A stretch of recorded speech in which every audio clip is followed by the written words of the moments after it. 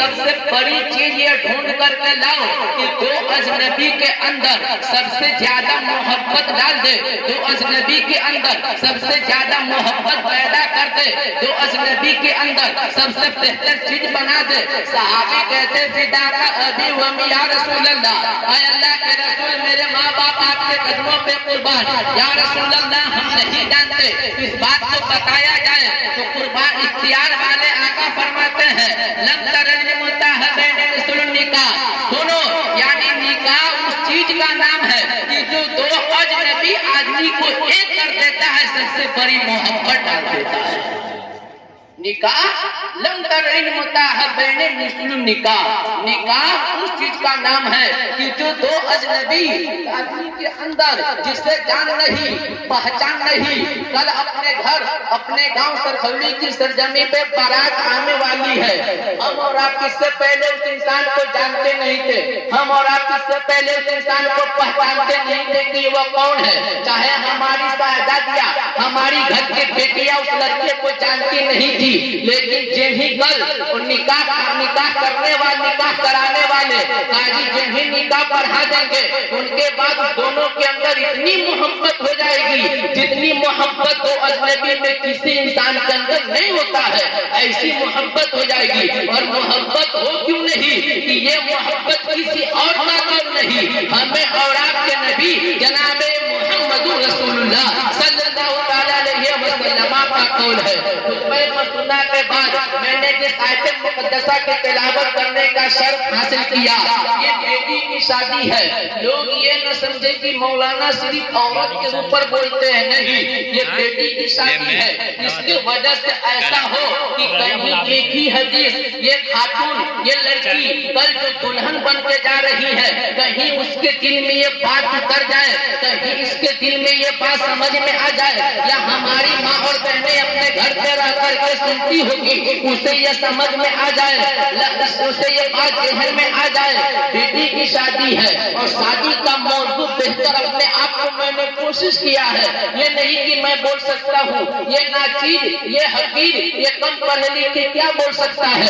कोशिश कर करके देखा है कि जिस तरह ये कुरान कह रहा है, पांचवा कुरान के जिन्हीं आप सूरह मायदा पलटेंगे पारा नंबर 5 उस आयत मुकद्दसा में ये मिलेगा, और रिजालों का वारुना अला निसा बिमा फद्दलल्लाहु बादुम अला बाद, यानी मर्द जो है औरत पर हाकिम है, मर्द जो है औरत पर भारी है, मर्द जो है मर्द का हक औरतों के ऊपर है। दोनों इस जमाने में ऐसे है कि एक दूसरे पर हक है, लेकिन अल्लाह तबारक व तआला इरशाद फरमाता है कि सुनो कि मर्दों का हक इस कदर है, अगर कोई बेटा ये चाहे कि हमसे अल्लाह राजी हो जाए, कोई बेटा ये चाहे कि हमसे रसूल राजी हो जाए, कोई बेटा ये चाहे कि हमसे अल्लाह व रसूल राजी हो जाए, तो वो अपने माँ बाप को राजी करे। इसी तरह अगर कोई औरत ये चाहे कि अल्लाह के रसूल हमसे राजी हो जाए, वह दौला शरीफ हमसे राजी हो जाए, तो सबसे पहले वो अपने शौहर को राजी करने की कोशिश करे।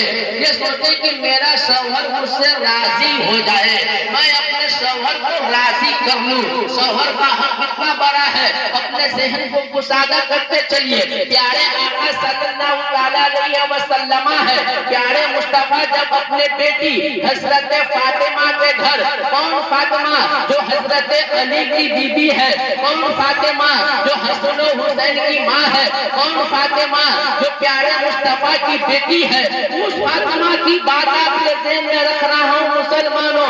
फातिमा के घर जब जाते हैं, प्यारे आका सल्लल्लाहु अलैहि वसल्लम के सामने फातिमा आती है और कहती या रसूल अल्लाह कि अभी कुछ देर पहले ऐसा मामला आया कि अली बातों ही बात में अली नाराज हो गए थे, फिर मैंने मिन्नतों समाजत करके अली को मना लिया है, यानी अपने शौहर को मना लिया है। मुस्तफा जाने रहमत वह कैसे बाप है जो सारे नबियों के सरदार इमामुल अंबिया अपने बेटी उस बेटी को जो खातूने जन्नत, जन्नत में तमाम औरतों की सरदार, जंग खैबर की बीबी, सैयद शुहदा की माँ है, उस भी औरत से प्यारे मुस्तफा फरमाते हैं, ऐ फातिमा ये बता तेरी शौहर मान गए या नहीं? फातिमा कहती या रसूल अल्लाह, अब्बा जान मेरे शौहर जब नाराज हो गए थे, लेकिन जल्दी ही मैंने मिन्नत समाजत करके हजरत अली को मना लिया है। अली रूठ गए थे, मना लिया। मुस्तफा जाने रहमत कहते हैं, ऐ फातिमा सुन, अगर अली रूठे रह जाते और अली के रूठे रहने में अगर तू इंतकार कर जाती तो मैं मोहम्मद तेरा बाप हूँ, लेकिन मैं तेरी नमाज़े जनाजा नहीं पढ़ता। कितनी बड़ी बात बोल रहे हैं प्यारे आका, अपने बेटी को एक दर्श दे रहे हैं। जभी तो लिखा है, आला हजरत फरमाते हैं, खुदा की रजा चाहते हैं जो आलम, खुदा चाहता है रजाए मोहम्मद। यानी मैं तेरी नमाज़े जनाजा नहीं पढ़ता इसलिए कि तेरे शौहर उससे राजी नहीं। यहीं पे बस नहीं, दुदे पाक कराई अल्लाहुम्मा सल्ली अला सय्यदना सफीना मौलाना मुहम्मदिन बारिक सल्लम सल्लु अलैहि सलातु व सलाम अलैका या रसूल अल्लाह, सल्लु अलैहि सलातु व सलाम अलैका या नबी अल्लाह, या हबीब अल्लाह सल्लल्लाहु तआला अलैहि वसल्लम। शौहर के हक को हर एक बेटी को समझना चाहिए, हर एक बीवी को समझने की जरूरत है। और शौहर भी अपने बाप भी अपने बेटी को एक दर्श देने की कोशिश करे। हजरत खलीफा हजरत उमर फारूक रज़ियल्लाहु ताला अन्हु का जमाना है। हजरत उमर फारूक वह है, कौन उमर फारूक जिसके बारे में लिखा है, नबी फरमाते हैं कि अगर नबी होना अगर रब को मकसूद होता, अगर मेरे बाद कोई नबी भेजना अगर मकसूद होता तो प्यारे खुदा बंदे कुदूस हजरत उमर को नबी बनाता, हजरत उमर नबी होते। उस उमर की बात आपके ज़हन में रख रहा हूँ। उमर के जमाने में कुछ एक औरत आती है मक्का में, नमाज मक्का में फजर पढ़ती है, फिर मक्का से चली जाती है, फिर नमाज जोहर में आती है, फिर नमाज जोहर अदा करती है, फिर चली जाती है, फिर नमाज असर में आती है, नमाज असर अदा करती है, फिर चली जाती है। अल मुख्तसर वक्त के तकाजा देखते हुए जल्दी बोलने का कोशिश कर रहा हूँ, फिर चली जाती है। एक रोज वाक़या ऐसा सामने आया, उमर फारूक कहते कि उस खातून को रोक लेना, ये खातून कहाँ की है, ये आने वाली खातून कौन है, इसका नाम क्या है, इसका मकाम कहाँ है, इसका पता क्या है। चुनांचे जानने वालों ने जिस तरह वह खातून आती है उस खातून को रोक लेते हैं, उस खातून से पूछते हैं, क्या खातून तू ये बता कहाँ से आई है, तेरा नाम क्या है। वह खातून बताती है कि मेरा नाम हनीफा है और मैं मुल्क शाम की रहने वाली हूँ, मैं मुल्क शाम से आती हूँ और फिर मुल्क यहाँ नमाज अदा करती हूँ, फिर मुल्क शाम वापस हो जाती हूँ। अब लोगों ने देखा कि ये मुल्क शाम से आती है, नमाज फज्र पढ़ती है, फिर चली जाती है, नमाज जोहर में आती है, फिर चली जाती है, नमाज असर में। खातून ये बता कि मक्का से मुल्क शाम का रास्ता कितना है। उस जमाने में आज की तरह एरोप्लेन नहीं थे या आज की तरह सवारी नहीं, लेकिन वह खातून बताती है कि जब सवारी अगर लोग यहाँ से चलने लगे तो मुल्क शाम मक्का से 3 दिन का रास्ता होगा। जहन में रखेंगे 3 दिन का। लेकिन नमाज फजर पढ़ती है मक्का में, फिर निकल लेती है, फिर नमाज जोहर पढ़ती है, फिर चली जाती है। ये बात तो किसी को असंभव लगता होगा कि ये कैसे हो सकता है कि एक नमाज यहाँ पर फिर चली जाए, फिर दूसरी में आए। लेकिन सुनिए, वह ला शरीक जब अपने बंदों से राजी हो जाता है तो बंदा बात मुंह बंदा का होता है लेकिन बोलना रब का होता है। जब मुंह हाथ बंदा का होता है लेकिन करना रब का होता है। वह खातून कुछ आयत बताती है कि मैं इस आयत को पढ़ती हूँ और मुल्क शाम से मैं मक्का में चली आती हूँ। वह खातून जब चली जाती है, हजरत उमर फारूक तमाम जानसारों से कहते हैं रक्त सफर बंद हो और इस खातून का पता किया जाए कि ये खातून वाकई मुल्क शाम की रहने वाली है या कहीं और की है। वह खातून जब चली जाती है उसके बाद दोबारा नहीं उसके सामने जब पहुंचते हैं, उसके गांव में जब पहुंचे, पता किया कि हनीफा नाम की खातून कहाँ है, हनीफा नाम की खातून कौन है, वह कहाँ रहती है। लोगों ने बताया कि हनीफा नाम की खातून का इंतकाल हो गया, वो दुनिया से चल बसी है, अब इस दुनिया में नहीं है। उमर फारूक कहते हैं बहुत ही नेक औरत थी, बहुत पारसा औरत थी, बहुत परहेजगार औरत थी। ऐसा करो कि उस खातून का कब्रिस्तान कहाँ है, उसकी कब्र कहाँ है, हम उसके कब्र को देखना चाहते हैं। हजरत उमर फारूक है, अपने जाने सारों को लेकर के उसके कब्र पे जाते हैं।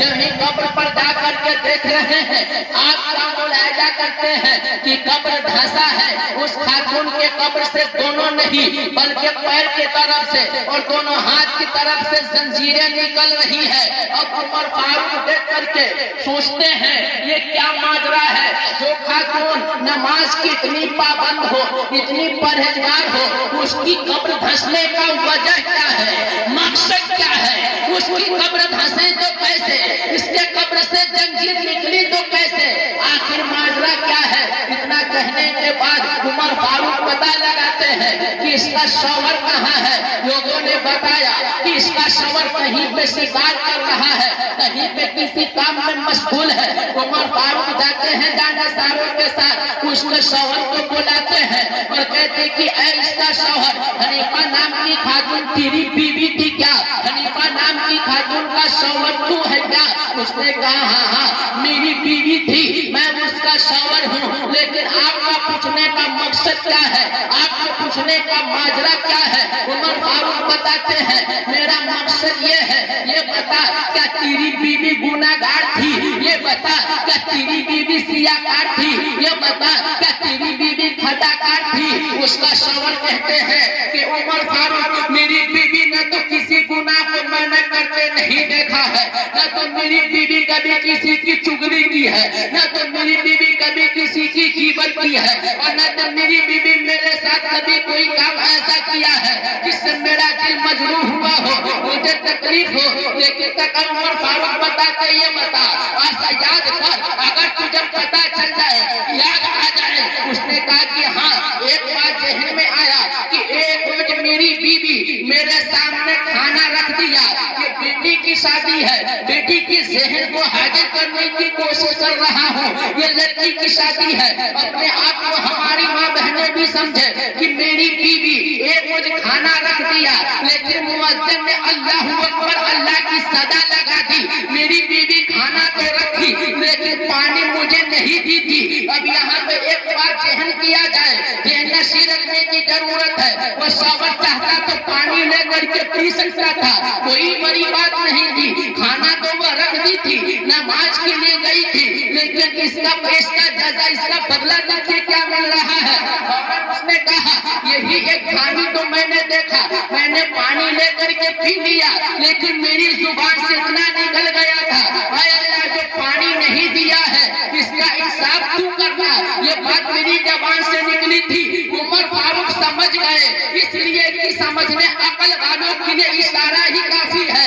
अगर तो समझदार होते हैं, और अल्लाह वाले कैसे न समझदार हो सकते हैं, और ये भी साहबाए किराम जो कैसे न समझे। उमर फारूक समझ गए अरे यही खामी का नतीजा है कि तेरी बीवी की कब्र नीचे धंस गई है और उसके हाथों से जंजीरें निकल रही है। अगर जो बीवी नमाजी हो, परहेजगार हो, मुत्तकी हो, पारसा हो, नेकोकार हो, वो बीवी अगर शौहर को पानी देना भूल जाए तो उसकी कब्र धंस जाए।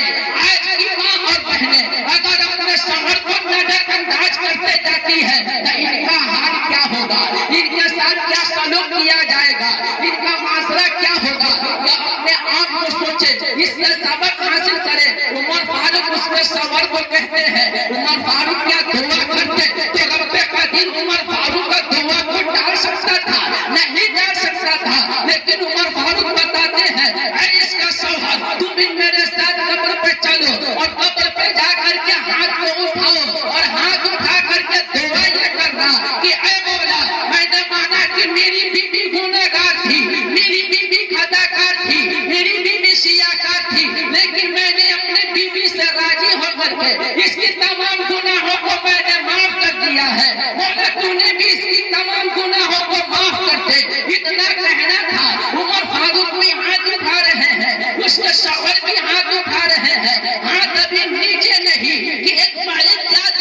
समझ लो जंजीर भी खत्म हो गई और कब्र चौड़ी चकमेली बनते संवरते नजर आ गए।